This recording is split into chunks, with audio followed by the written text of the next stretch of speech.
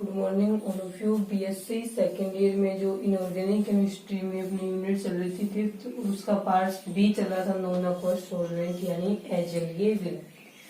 अब इस यूनिट के अंदर हम पढ़ रहे थे कि जो दो नॉन एक्वस सॉल्वेंट थे अजलीय विलायक थे, द्रव NH3 और द्रव SO2। उसमें हम द्रव NH3 पढ़ रहे थे।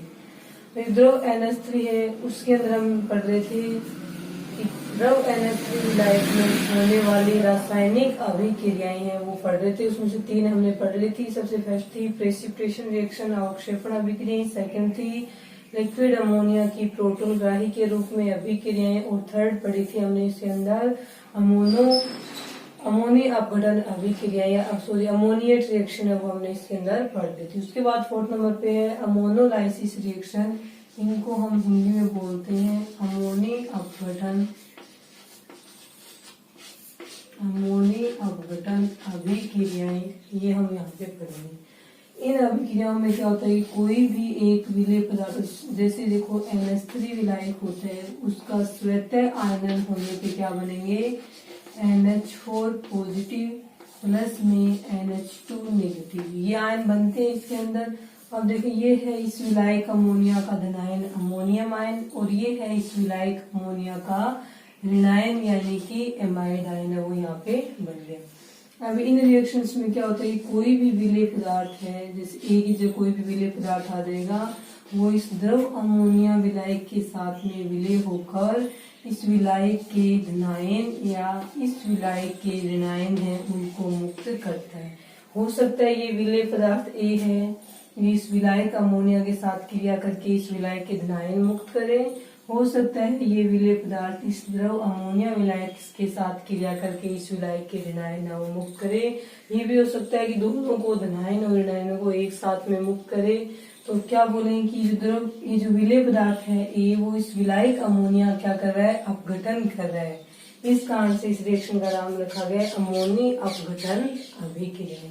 यानी इन अभिक्रियाओं में विलेय पदार्थ है वो विलायक अमोनिया का अपघटन करके ये जो धनायन अमोनियम आयन या ऋणायन एमाइड आयनों को मुक्त करता है। अब देखिए इसके अंदर अमोनिया अपघटन है वो अलग अलग प्रकार से पढ़ेंगे। सबसे पहली हेडिंग इसके अंदर आ जाएगी अमोनोलाइसिस ऑफ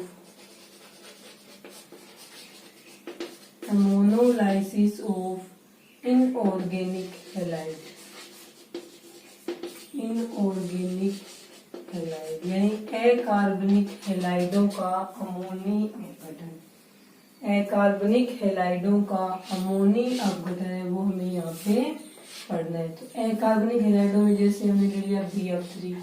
अब BF3 क्या है, एक बोरोन ट्राइफ्लोराइड है। B क्या है, अकार्बनिक है, इस कारण से सोडियम अकार्बनिक हैलाइड। जब इसकी रिएक्शन हम NH3 के साथ में करवाएंगे तो यहाँ पे क्या बनेगा, ये सोल्यूट हो गया, एक इस गैस दिया, और ये यहाँ पे क्या लिक्विड अमोनिया यहाँ पे विलायक है। इसके साथ में रिएक्शन कराएंगे तो क्या बनेगा, यहाँ पे मान लीजिए इसके हमने 3 अणु ले लिए, इसको वियोजित करने पे क्या बनता है B+3, इसके साथ में 3F नेगेटिव, इससे क्या बनेगा 3NH3 से क्या बनेगा बताओ, इसके अंदर कौन सा बनेगा, इसके अंदर इसको वियोजित करेंगे NH3 को तो यहाँ पे क्या बनेगा 3 नहीं लेकर के मान लीजिए हमने यहाँ पे क्या ले लिया 6 NH3 ले लिया, तो 3 NH3 एक जगह रखें प्लस में 3 NH3 एक जगह रखें। ये 3 NH3 है वो तो क्या करेंगे, तीनों NH3 एक एक प्रोटॉन को त्याग देंगे, तो 3 क्या बनेंगे एमाइड आयन और 3 क्या बनेंगे H पॉजिटिव। ये तीनों NH2 नेगेटिव B+3 के साथ क्रिया करेंगे तो क्या बनेगा BNH2 बोरोन का एमाइड बन गया। ठीक है, तो इस BF3 ने इसके साथ में अमोनिया के साथ में क्रिया करके इसको वियोजित करके एमाइड आयन मुक्त कर दी या एमाइड बना लिया। उसके साथ में भी तीनों H पॉजिटिव इस तीनों NH3 के साथ जाएंगे, नाइट्रोजन पे लोन पेयर है, तीनों NH3 एक एक H पॉजिटिव को ग्रहण करेंगे तो क्या बनेंगे 3NH4 पॉजिटिव। अब ये तीनों F नेगेटिव इसके साथ में क्रिया करेंगे तो यहाँ पे क्या आएगा 3NH4 ये बन गया बोरोन का एमाइड और ये बन गया अमोनियम फ्लोराइड। अब ये जो विलेय पदार्थ था BF3 जो कि इनऑर्गेनिक हैलाइड था बोरोन ट्राइक्लोराइड, ये NH3 विलायक के साथ में क्रिया करके इस विलायक के ऋणायन और धनायन दोनों को मुक्त कर रहा है। ये विलेय पदार्थ इस विलायक अमोनिया को क्या कर रहा है, वियोजित कर रहा है। इसलिए किसमें आता है, अमोनोलाइसिस में। लेकिन इसको, इसका नाम हो जाएगा बोरोन ट्राईएमाइड और इसका नाम हो जाएगा अमोनियम फ्लोराइड।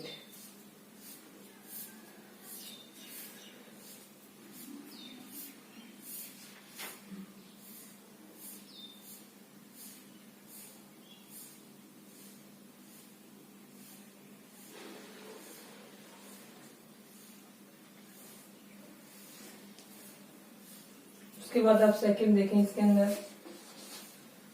अब हमें पढ़ना है ऑर्गेनिक हेलाइड्स का अमोनोलाइसिस। कार्बनिक हेलाइडों का अमोनी अपघटन है वो हम यहाँ पे पढ़ेंगे।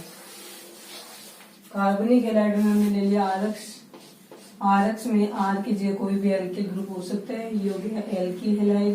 अक्स की जगह कोई भी एड, क्लोरीन, आ गए। अब इसकी रिएक्शन जब हम NH3 के साथ में करवाएंगे, लिक्विड अमोनिया विलायक के साथ में, यहाँ ये विलेय पदार्थ है और ये क्या है, विलायक है। ये किस प्रकार से टूटेगा, R पॉजिटिव X नेगेटिव।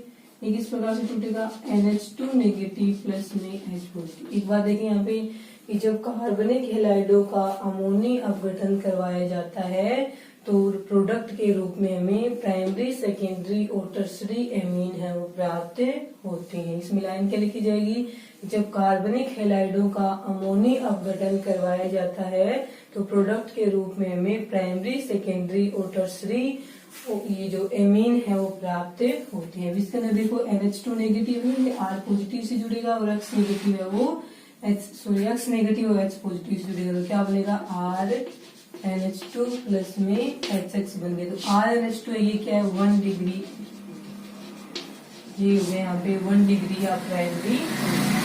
उसके बाद देखें नेक्स्ट में क्या है रेशियो के अंदर। अब दूसरा RX ले लिया हमने, प्लस में ये RNH2 ले लिया हमने, प्लस में ले लिया एक NH3 सोल्यूट। अब क्या होगा इसके अंदर, ये वैसे ही टूटेगा और ये वाला,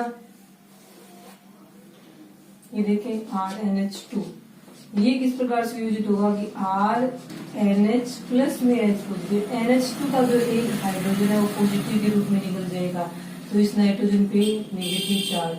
अब इस नेगेटिव के साथ में जुड़ेगा ये R पॉजिटिव, तो क्या बना यहाँ पे R2NH। इसको हम इस प्रकार से लिख सकते हैं R और दूसरा R और ये हो जाएगा NH। ये इस पे क्या बन गया, सेकेंडरी एमीन बन गया। उसके साथ में क्या बनेगा, ये H पॉजिटिव इसके पास जाएगा तो ये अपने लोन पेयर देगा, बॉन्ड बनाएगा NH4 पॉजिटिव। NH4 पॉजिटिव के साथ में क्या जुड़ेगा, ये अक्स नेगेटिव जुड़ेगा, तो यहाँ पे क्या बन जाएगा, NH4 अक्स है वो बन जाएगा। ये बन गया इसके अंदर सेकेंडरी एमीन। अब इसी प्रकार से जो टर्सरी एमीन है वो कैसे बनेगा वो देखें। टर्सरी एमीन में एक एल्किल हैलाइड लेते हैं, साथ में ये लेंगे R2NH प्लस में क्या लेंगे, NH3 विलायक लेंगे। अब ये वाला हाइड्रोजन भी निकलेगा H पॉजिटिव के रूप में, ये R पॉजिटिव इस N नेगेटिव से जाके जुड़ेगा, ये H पॉजिटिव इसके पास जाएगा तो ये NH4 पॉजिटिव बनेगा। NH4 पॉजिटिव के साथ में ये X नेगेटिव जुड़ेगा, तो यहाँ पे क्या बनेगा, RN प्लस में NH4, तो ये क्या बन गया, टर्सरी एमीन। तो इसमें हम क्या लिखेंगे, जब कार्बनिक हेलाइडों का अमोनी अपघटन करवाया जाता है तो प्रोडक्ट के रूप में 1 डिग्री, 2 डिग्री और 3 डिग्री एमीन है वो प्राप्त होते हैं। यानी प्राथमिक, द्वितीयक और तृतीयक एमीन है वो हमें यहाँ पे प्राप्त होते हैं। ठीक है, ये था इसमें अमोनी अपघटन किसका, कार्बनिक हेलाइडों का। लेकिन इसको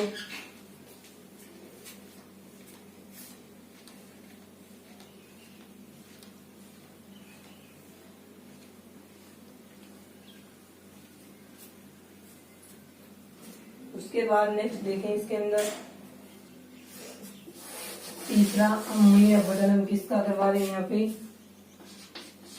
अमोनोलाइसिस, या फिर इसको नहीं लिखें तो भी C नंबर आगे इसमें एक लाइन लिख देना कि अक्षार धातुओं के हाइड्राइड और ऑक्साइडों का भी अमोनी अपघटन होता है। अक्षार धातुओं के हाइड्राइड तथा उनके ऑक्साइडों का भी अमोनी अपघटन होता है। अक्षार धातुओं में कौन सी लेंगे, S ब्लॉक के पहले वर्ग की धातुएं सोडियम, पोटेशियम, रुबिडियम और ये सीजियम। ये हैं H ब्लॉक के पहले वर्ग यानी अक्षार धातु है। ये जब अक्षार धातुओं के हैलाइड है, जैसे कि हम ले रहे हैं यहाँ पे MH, कोई भी एक धातु में से हो सकती है, इसकी रिएक्शन यानी अक्षार धातुओं के हाइड्राइड और अक्षार धातुओं के जो ऑक्साइड होते हैं उनका भी अमोनी अपघटन है वो होता है। किस प्रकार से होगा वो देखें आप। अब इसके अंदर आप देखें MH के अंदर क्या आ जाएगा, देखें ये था अक्षार धातुओं का हाइड्राइड और ये था इस अक्षार धातुओं का ऑक्साइड। M की जगह कोई भी अक्षार धातु लेंगे, क्या बनेगा यहाँ से M पॉजिटिव H नेगेटिव। अक्षार जो हाइड्राइड ऐसे यौगिक होते हैं जिनके अंदर हाइड्रोजन नेगेटिव में आता है। केवल हाइड्राइड ऐसे यौगिक होते हैं जिनमें हाइड्रोजन नेगेटिव में आएगा। नेगेटिव वाले को बोलते हैं हाइड्राइड आयन। इसमें बनेगा NH2 नेगेटिव प्लस में H पॉजिटिव। अभी धातु इसके साथ जुड़ेगी। क्षार धातुओं के हाइड्राइडों का अमोनी अपघटन करवाने पर क्षार धातुओं के एमाइड्स हैं वो बनते हैं। H2 बन जाएगा। ये H पॉजिटिव H नेगेटिव से क्रिया करके H2 बना लेगा। इस वाले के अंदर क्या बनता है M2M पॉजिटिव प्लस में ऑक्सीजन नेगेटिव 2, ये टूटेंगे 2NH2 नेगेटिव प्लस में 2H पॉजिटिव।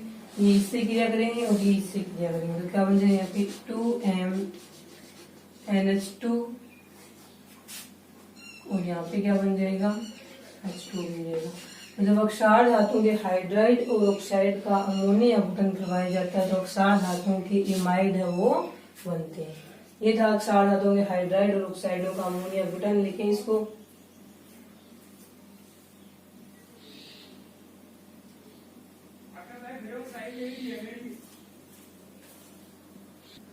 उसके बाद 5th नंबर पे इसकी रिएक्शन है एसिड बेस रिएक्शन यानी अम्ल क्षार अभिक्रिया। अब ये जो अमोनिया विलायक होता है उसका अपघटन इस प्रकार से होगा NH4 पॉजिटिव प्लस में NH2 नेगेटिव।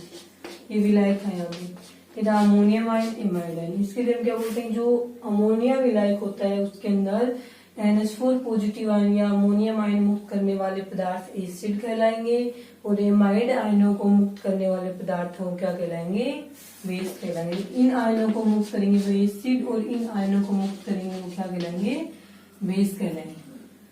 अब इसके अंदर हम क्या लिखेंगे वो देखिए, यानी कि अमोनियम आयनों वाले क्या करेंगे एसिडिक बिहेवियर और ये एमाइड आयनों वाले बेसिक बिहेवियर है वो शो करेंगे।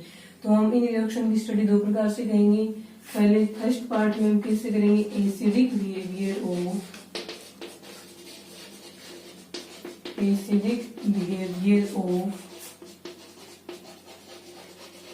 Ammonium salt.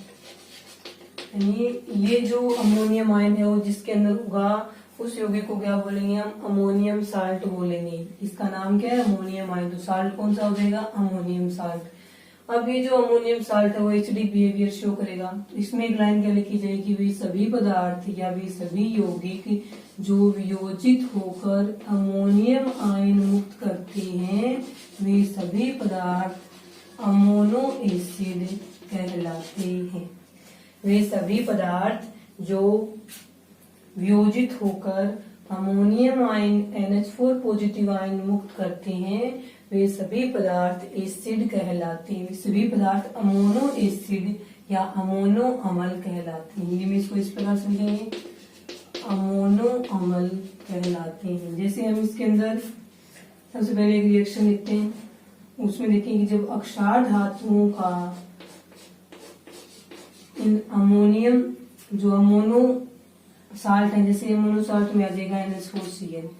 NH4Cl है, ये किस प्रकार से करेगा, NH4 पॉजिटिव प्लस में Cl नेगेटिव। अब ये जो पदार्थ है वो पदार्थ क्या कर रहा है, वियोजित होकर अमोनियम आयन मुक्त कर रहा है और अमोनियम आयन मुक्त करने वाले सभी पदार्थ अमोनो अम्ल कहलाएंगे।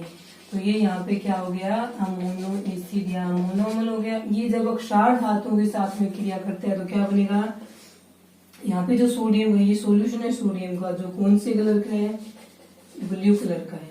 ये वियोजित होकर क्या बनेगा, Na पॉजिटिव और एक इलेक्ट्रोनेगेटिव। अब ये जो इलेक्ट्रोनेगेटिव वाला है वो कहाँ पे जाएगा बताएं, ये Na पॉजिटिव इससे क्रिया करेगा NaCl बन गया और उसके साथ में ये क्या बनेगा, ये इसके साथ में क्रिया कर लेगा।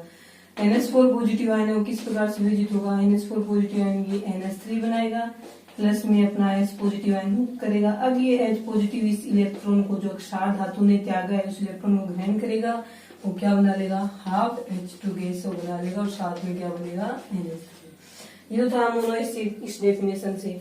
अब याद है कि जब अक्षार धातुएं किसी अमोनो एसिड के साथ में क्रिया करती हैं या फिर अक्षार धातुएं अमोनियम आयन के साथ में क्रिया करती हैं तो इनका जो विलयन है वो रंगहीन हो जाता है।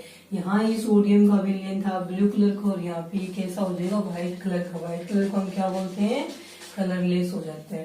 तो जब अक्षार धातुओं की अभिक्रिया किसी अमोनो एसिड या फिर अमोनियम आयन के साथ में करवाई जाती है तो इनका विलयन रंगहीन हो जाता है। लिखिए इस रिएक्शन को।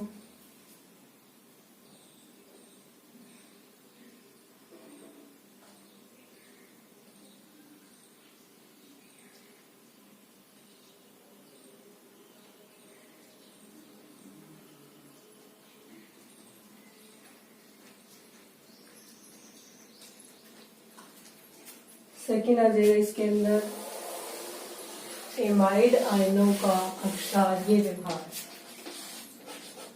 बेसिक बिहेवियर ऑफ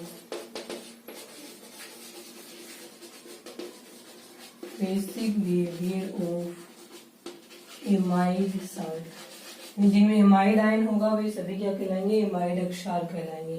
तो एमाइड जो लवण होते हैं इनका, क्योंकि अमोनिया विलायक में एमाइड आयन मुक्त करने वाले सभी पदार्थ क्या कहलाते हैं, बेस या अक्षार कहलाते हैं। तो एमाइड आयनों क्या हो जाएगा, बेसिक या अक्षारीय भार होगा। वे इसके अंदर क्या लिखेंगे, वे सभी पदार्थ जो वियोजित होकर NH2 negative ion, NH-2 ion और N-3 आयन, तीन प्रकार के आयन है, एमाइड आयन, इमिडो आयन और इमिनो आयन, ये तीनों आयन मुक्त करते हैं। वे सभी पदार्थ जो इस तीनों आयन NH2 नेगेटिव, NH-2 और N-3 मुक्त करते हैं वे सभी पदार्थ एमाइड अक्षार कहलाते हैं। वे सभी पदार्थ जो NH2 नेगेटिव, NH-2 और N-3 आयन मुक्त करते हैं वे एमाइड अक्षार कहलाते हैं। तो इसके अंदर देखो सबसे पहले कौन सा आएगा, एमाइड अक्षार कहलाएंगे। तो उसके अंदर सबसे पहला आ जाएगा अपने, जिससे कि रिएक्शन हमने लिख दी AgNO3, ठीक है। इसकी रिएक्शन हम करवा रहे हैं KNH2 के साथ में। अब ये एमाइड अक्षार है क्योंकि ये किस प्रकार से वियोजित होगा, K positive NH2 negative, NH2 negative ion मुक्त कर रहा है, इसलिए क्या कहलाएगा, एमाइड अक्षार, या इसको हम बोल दें एमिडो अक्षार, एक ही बात है, ठीक है, कहलाएगा। ये किस प्रकार से होगा, Ag पॉजिटिव प्लस में NO3 नेगेटिव, इसमें किस प्रकार से टूटेगा, K पॉजिटिव और NH2 नेगेटिव। अब इस प्रकार से क्रिया करेगा AgNH2, यानी सिल्वर का एमाइड बन गया और साथ में क्या बन गया, KNO3।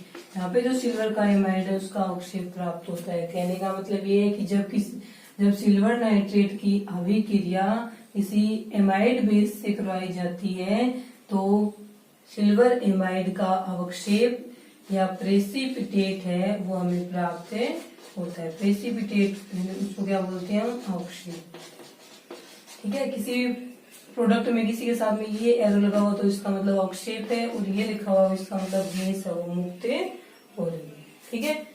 तो ये प्रेसिपिटेट बन गया।